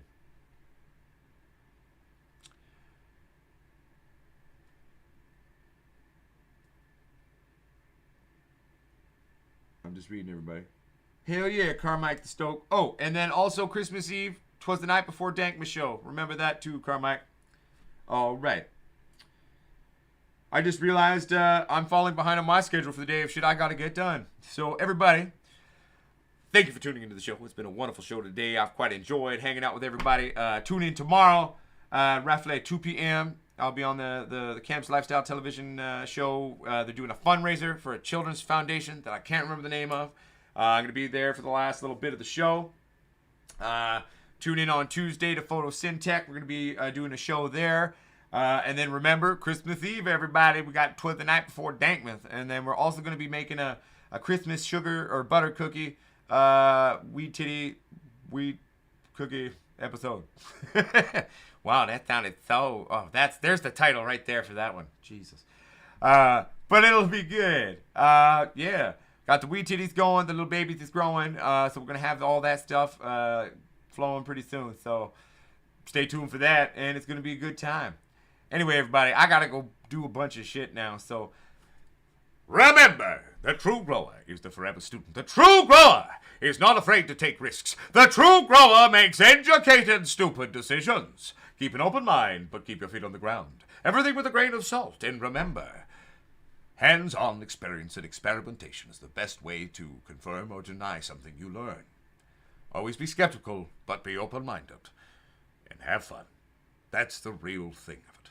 Have fun with your cannabis production, your cannabis growing, your production of your own medicine, whomever you are, where you fall in the industry.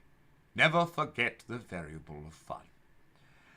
This is Uncle Potsquatch saying I love you, everybody. I'll see you tomorrow on CLTV. And, yeah, I love you. Bye. Keep it real. Happy holidays. Woo.